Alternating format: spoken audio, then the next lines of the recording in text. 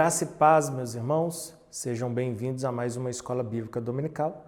Estamos trabalhando a série das parábolas, o reino e a vida. Antes de tudo, quero te convidar a se inscrever no canal e ativar as notificações. Participe do chat e compartilhe o link desse vídeo com seus amigos e familiares. Hoje, em nossa Escola Bíblica Dominical, vamos estudar a parábola da rede que está lá em Mateus, capítulo 13, do verso 47 ao verso 50. Eu gostaria de convidá-lo a abrir a sua Bíblia aí em Mateus, o Evangelho de Mateus, capítulo 13, do verso 47 ao 50, a parábola da rede. A palavra de Deus diz: o reino dos céus é ainda como uma rede que é lançada ao mar e apanha toda sorte de peixes. Quando está cheia, os pescadores a puxam para a praia. Então assentam-se e juntam os peixes bons e cestos, mas jogam fora os ruins. Assim acontecerá no fim desta era. Os anjos virão, separarão os perversos dos justos e lançarão aqueles na fornalha ardente, onde haverá choro e ranger de dente. Até aí. Se você observar essa parábola, meu irmão, a história que está sendo contada por Jesus está se passando dentro de um contexto de pesca. Por isso o seu nome é a parábola da pesca, que também pode ser associada à parábola lá do Evangelho de Mateus, capítulo 13, a partir do verso 36. Mas algumas diferenças importantes. A maior parte dos discípulos de Jesus eram de pescadores, adivinha? Por profissão. Tinham deixado as suas redes e seus barcos para seguirem a Jesus e se tornarem pescadores, não mais de peixes, mas de homens. Quando Jesus lhes contou a parábola da rede, compreenderam cada nuance da história. Jesus se referiu exatamente ao modo de vida que cada um deles levavam antes. Lá na margem, no norte do Mar da Galileia, é um dos melhores lugares de pesca em Israel. As plantas que são arrastadas pela correnteza do Rio Jordão são depositadas na enseada, bem ao norte. Essas plantas acabam atraindo e alimentando grande parte dos cardumes de peixes. Em torno de 25 espécies nativas, pelo menos, já foram identificadas naquele lado do Mar da Galileia. Embora houvesse várias maneiras de pescar, na época e nos dias de Jesus, um dos mais eficientes era o uso do arrastão. Você já foi na praia, já participou de algum arrastão ali, quando o pescador joga aquela rede, ele pega aquele monte de peixe, você ainda pode desfrutar levando um pouco de peixe para sua casa? É semelhante a isso. Esse tipo de rede que era utilizada tinha 2 metros de largura e cerca de 100 metros de comprimento. Às vezes os pescadores fixavam uma das extremidades da rede na praia, enquanto um barco puxava a outra ponta pelo lago, fazendo uma curva e trazendo a rede de volta lá para a praia. Outras vezes saíam 2 barcos da praia, formando um semicírculo com a rede. Juntos os homens a puxavam para apanhar os peixes e juntá-los dentro dos barcos. O uso do arrastão, ele exigia a força de aproximadamente, não era fácil, 6 homens ou mais. Enquanto alguns homens estavam remando, outros estavam lançando ou puxando a rede e outros também batiam na água para poder espantar os peixes para dentro das redes. Os pescadores experientes procuravam localizar ali um bom cardume antes de jogar ali a rede ao mar, né? Mas, uma vez lançada a rede, os homens puxavam toda aquela rede, os peixes vinham junto e, obviamente, os peixes estavam todos ali misturados, pois não podiam selecioná-los enquanto eles estavam jogando ou pescando a rede. A rede apanhava os peixes próprios e impróprios para o consumo, os bons e os peixes maus. Peixes de todos os tipos e tamanhos se debatiam ao serem puxados para a praia. Muitas espécies eram consideradas pelos judeus impuras de acordo com as normas de alimentação deles. Peixes sem barbatanas e sem escamas não podiam ser comidos. Se você quer aprender sobre isso, abra sua Bíblia depois lá em Levíticos capítulo 11, do verso 9 ao verso 12, você vai ver a respeito dos alimentos que os judeus poderiam comer. E tinham que ser lançados de volta às águas aqueles peixes que não poderiam ser comidos pelos judeus. Já os peixes que eram pequenos também eram abandonados e jogados também novamente ao mar. Somente os peixes em condição de serem negociados eram apanhados e colocados em recipientes adequados. A classificação dos peixes, elas determinavam o valor da pesca e até a hora da escolha era impossível avaliar o lucro que eles tinham obtido ali daquela pesca. Essa, meu irmão, era a forma de pesca dos judeus na época de Jesus. Espero que você tenha aprendido um pouco disso. E o tipo de peixe que eles podiam consumir. Agora, para explicar essa parábola, olha que maravilha. Jesus, para explicar essa parábola, né? Jesus usa a parábola da rede para descrever o dia do grande juízo final. Ele se dirige aos seus discípulos que sabiam como apanhar e selecionar os peixes porque eram pescadores. Jesus está falando diretamente a linguagem daqueles homens. Jesus, ele consegue dessa maneira comunicar efetivamente uma verdade espiritual. Jesus faz isso e ainda de uma forma bem breve essa interpretação da parábola. E ele vai mostrar para a gente, vai explicar quando ele diz: assim será na consumação dos séculos. Sairão os anjos e separarão os maus dentre os justos e os lançarão na fornalha acesa.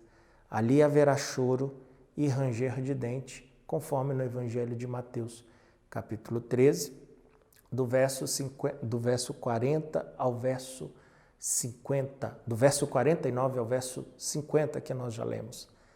As palavras são quase idênticas àquelas usadas por Jesus em sua interpretação da parábola do trigo e do joio. Se você não leu, quero convidar você também a ler. Porque diz assim: pois assim como o joio é colhido e lançado ao fogo, assim será na consumação dos séculos. Mandará o Filho do Homem, os seus anjos que ajuntarão o seu reino todos os escândalos e os que praticam a iniquidade, e os lançarão na fornalha acesa. Ali haverá choro e ranger de dentes. Evangelho de Mateus, capítulo 13, do verso 40 ao 42. Agora, meus irmãos, argumentar que a interpretação da parábola da rede não se ajusta aos termos da própria parábola, porque os peixes impróprios para serem comidos são jogados de volta à água e não em uma fornalha acesa, é ilógica, não é real. Do mesmo modo, se alguém poderia afirmar, do mesmo modo, alguém poderia afirmar que a interpretação da parábola do trigo e do joio é inadequada, pois o joio não range os dentes. Jesus usa a linguagem simbólica e, ao usar essa linguagem simbólica, ele transfere a mensagem da parábola para o destino espiritual do homem. E que destino é esse? Céu ou inferno. Na parábola do trigo e do joio, o destino do homem é o céu, onde os justos resplandecerão como o sol, ou o inferno, onde não há choro, onde há choro e ranger de dentes. Portanto, não é prudente usar a própria interpretação para os detalhes da parábola. Os pormenores fazem parte do quadro total do produto da colheita. A rede, meu irmão, que traz todos os peixes a rede traz todos os peixes apanhados e os pescadores simplesmente não podem escolher aqueles peixes enquanto estão pescando. Do mesmo modo, os seguidores de Jesus, escolhidos para serem pescadores de homens, não têm como selecionar quando e a quem proclamar o Evangelho. Usando as palavras de uma outra parábola no Evangelho de Mateus capítulo 22, no verso 10, a palavra de Deus diz: os servos de Cristo saem pelas ruas e reúnem todos os que encontram, tanto os bons como os maus. O apelo do Evangelho é dirigido a todos sem discriminação. Na parábola da rede que nós estamos estudando, os pescadores, eles lançam a rede, juntam o que conseguiram apanhar e separam ali também, quando eles lançam a rede, eles estão separando os peixes. Na interpretação, são os anjos que vêm e separam os ímpios dos justos. Na interpretação, são os anjos que vêm e separam os ímpios dos justos. Assim podemos deduzir que os pecadores também pertencem à multidão da qual os anjos recolherão os ímpios. Os ímpios serão retirados da multidão dos justos. Agora eu quero chamar a sua atenção para a palavra ou para o termo ímpio. É bastante abrangente. E esse termo ímpio, ele se refere também àquelas pessoas que na aparência fazem parte da igreja, mas no íntimo não tem qualquer ligação com a verdade, a verdadeira igreja. Com a boca, aquelas pessoas confessam o credo apostólico, mas em seus corações não possuem fé genuína em Jesus Cristo. Essas são as pessoas, ou essas pessoas são como aquelas descritas na parábola do semeador do Evangelho de Mateus, capítulo 13, do verso 1 ao verso 9. Você lembra? Nós já estudamos ela na Escola Bíblica Dominical. Se você tiver dúvida, você pode voltar lá no canal no YouTube e rever também a respeito do Evangelho de Mateus, capítulo 13, desta parábola. Ela diz o seguinte: tem os seus corações endurecidos. É a semente que é jogada no solo à beira do caminho. São cristãos apenas superficialmente. O solo rochoso. Você lembra? Amam os bens e os prazeres do mundo. É o solo cheio de espinhos. Estão na igreja, mas não pertencem a ela. No dia do juízo final, os anjos de Deus virão e os separarão do povo de Deus e os lançarão no fogo ardente reservado para eles. Meu irmão, o que a parábola ela nos ensina? Essa parábola da rede. Ela diz aos seguidores de Jesus: vão à sua tarefa diária de testemunhar aos outros, onde quer que estejam. Tragam-nos para a igreja, façam com que se lembrem sempre da necessidade da fé e do arrependimento, que eles estejam atentos para o dia do juízo, quando então a separação entre o ímpio e o justo acontecerá. O Evangelho de Mateus, apropriadamente, fecha a série de 7 parábolas com a parábola da rede.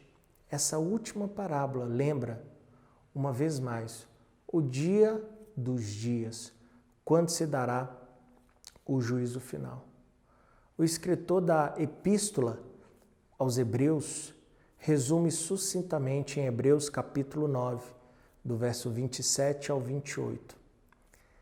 E assim, como aos homens está ordenado morrer uma só vez, e depois disso, o juízo, assim também Cristo, tendo se oferecido uma vez para sempre para tirar os pecados de muitos, aparecerá pela segunda vez, sem pecado, aos que o aguardam para a salvação.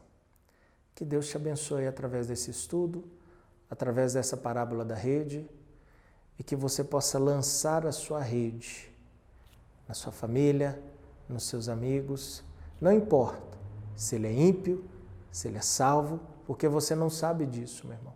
O que importa é pregar o Evangelho e pregar o amor do nosso Senhor Jesus Cristo.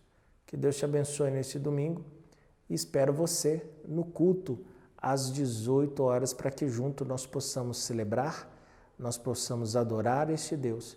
E quando você olhar para o lado em adoração, você vai ver ali que alguém lançou a rede e que aquele irmão que está do seu lado é porque Deus usou, pela misericórdia dele, um pescador, pecador como eu e você, para lançar a rede.